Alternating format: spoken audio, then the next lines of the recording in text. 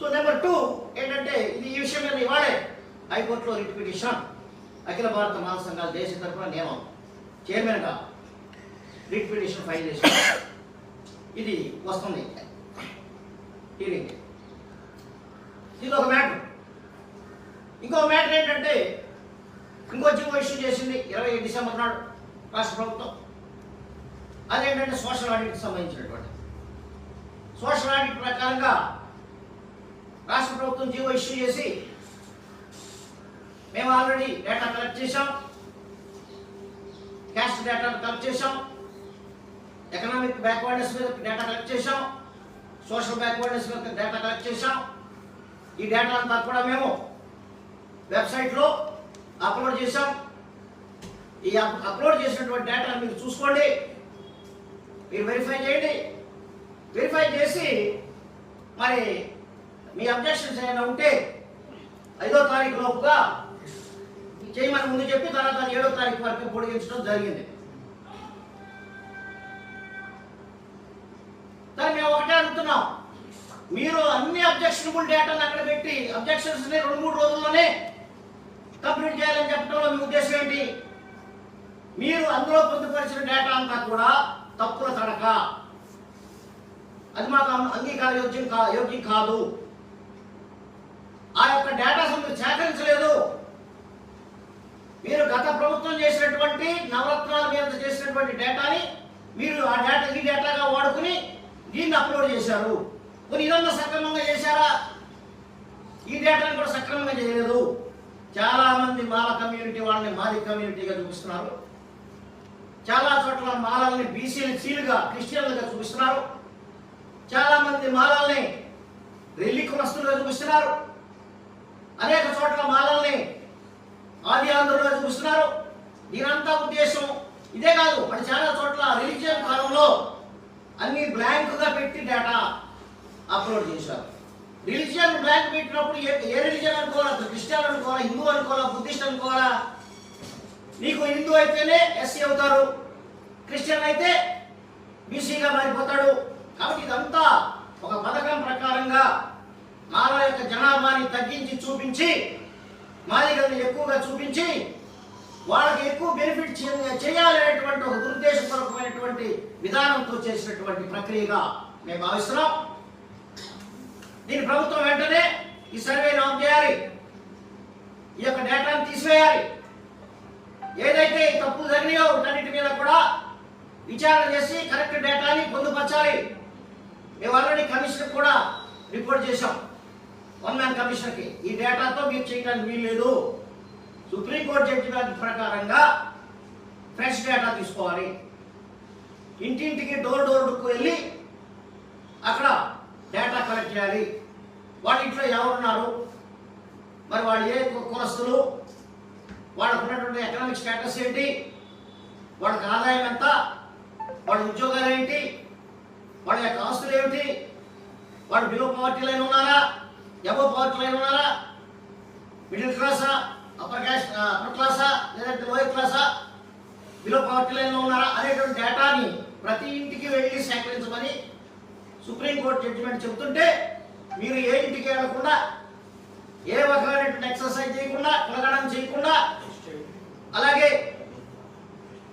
Social educational backwardness మీద data collect చేయకుండా మీరు కేవలం గత ప్రభుత్వం వాలంటీర్ల చేత చేయబడినటువంటి ఈ యొక్క నవరత్నాల కోసం చేసినటువంటి డేటా అది కూడా సంపూర్తిగా ఉంది. ఆగస్టు 2024 తర్వాత ఈ యొక్క వాలంటీర్ల యొక్క అపాయింట్మెంట్ ఎక్స్టెన్షన్ ఇవ్వలేదు గత ప్రభుత్వం. వాలంటీర్లకు ఎక్స్టెన్షన్ ఇవ్వకుండానే వాలంటీర్ల చేత కలెక్ట్ చేసింది డేటా.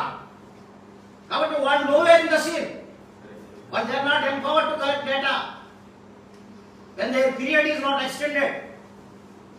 సో అందువల్ల నేను చెప్పేది ఏంటంటే వాలంటీర్లు గవర్నమెంట్ అధికారులు కాదు.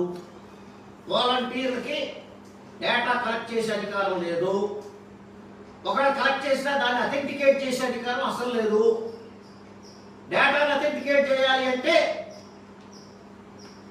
మరి ఆ యొక్క కన్సర్న్ పర్సన్ యొక్క యాక్సెప్టెన్స్ ఇవ్వాలి. ఆ డేటా మీద సంతకం చేయాలి అతను. Yes, I I'm SC, I'm Hindu, I'm so and so, I'm Christian, I'm employee, ఇట్లా అతను సర్టిఫై చేసి అతను సంతకం చేయాలి. అప్పుడు village revenue officer has to include it in the list and then it should be published. అవేం జరగకుండా వాలంటీర్స్ చేత ఏదో ప్రైవేట్గా చేసినటువంటి డేటాను తీసుకొచ్చి దాన్ని అప్లోడ్ చేస్తే దానికి అథెంటిసిటీ లేదు.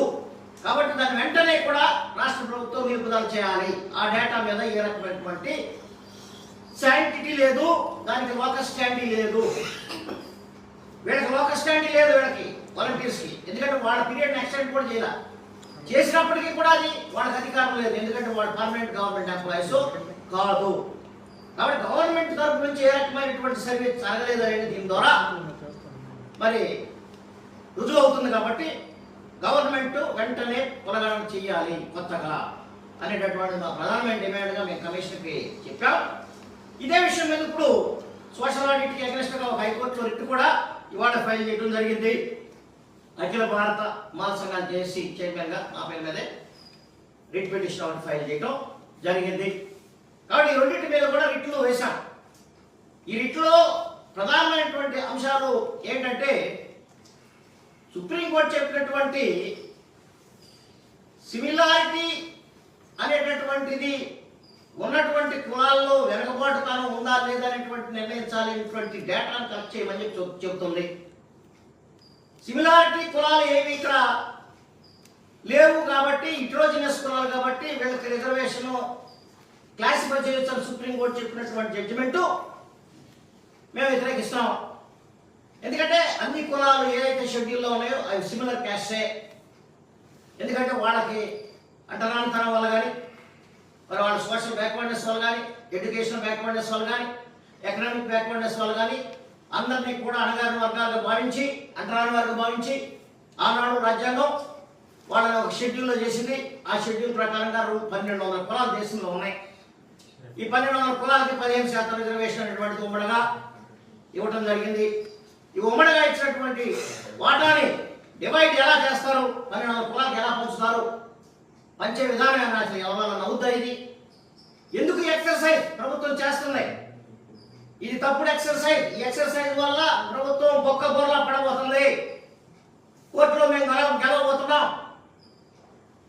కాబట్టి ఇది మందా కృష్ణ మాధవ్ చెప్పినటువంటి మాటలు విని, చదువు సంధ్య లేని వాళ్ళ మాటలు విని, చట్టం మీద ఏ రకమైనటువంటి పరిపక్వత లేనిటువంటి వాళ్ళ యొక్క సలహాలు తీసుకుని రాష్ట్ర ప్రభుత్వం ముందుకెళ్ళటం అనేటువంటిది వాళ్ళ యొక్క మరి అసమర్థతకి మరి రుజువుగా కనపడుతుంది.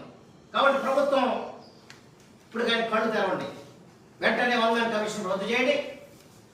వెంటనే సేకరించినటువంటి డేటాని పునః పరిశీలన కోసం మళ్ళీ కొత్తగా డోర్ టు డోర్ సర్వే చేయండి. ఈ డోర్ టు డోర్ సర్వే చేయకుండా చేస్తే మేము ఫస్ట్లోనే గెలుస్తాం కేసుని. ఎందుకంటే సుప్రీంకోర్టు చెప్పిన దాన్ని మీరు భిన్నంగా చేస్తున్నారు. మీ దగ్గర ఏదో ఉంది తేడా ఇంత అడావుడి ఏముందండి నీకు ఎందుకు ఇంత అడావుడి? 30 సంవత్సరాల నుంచి పడిపోయింది. 24లో 20 సంవత్సరాల నుంచి పడిపోయింది. 2004లో సుప్రీంకోర్టు కొట్టేస్తే 2024లో ఇప్పుడు కొత్తగా ఇంకో జడ్జిమెంట్ ఇచ్చింది. అంటే 20 ఏళ్ళు మా మూల పడిపోయినటువంటి చట్టాన్ని మళ్ళీ మీరు పునరుద్ధరించడం కోసం ఎందుకు అంత అడావుడి చేస్తున్నారు? మీరు ఏముంది ఇందులో? మీ ప్రయోజనాలు ఏంటి? కరెక్ట్గా చేయండి. సుప్రీంకోర్టు చెప్పినట్టుగా చేయండి. సుప్రీంకోర్టు ఆదేశాలను ఫాలో అవ్వండి. మీరు ఫాలో కాకపోయినట్లయితే మీరు బొక్క బోర్ల పడతారని చెప్పి సందర్భంగా నేను తెలియజేస్తున్నాను. చంద్రబాబు నాయుడు గారు, మీరు ఎన్నికల్లో వాళ్ళకి హామీ ఇస్తే ఇవ్వచ్చు. ఈ హామీలు రాజ్యాంగబద్ధంగా కాదని చూసుకోవాల్సిన బాధ్యత మీ మీద ఉంది. రాజ్యాంగబద్ధంగానే హామీలు అమలు చేయటం సాధ్యం కాదు. మీకు ఏదైనా ఒక పొలం నిలబడిపోయిందనే భావన మీకుంటే మీరు వాళ్ళకి ఏదైనా 10 లక్షలు ఉన్న కుటుంబానికి తెలంగాణలో కేసీఆర్ గారు దళిత బంధు పథకం కింద ఒక్కొక్క కుటుంబానికి 10 లక్షలు ఇచ్చారు. సరే, మీకు బాధ్యత మీద అంత ప్రేమ ఉన్నప్పుడు 10 కాదు 20 లక్షలు ఇవ్వండి.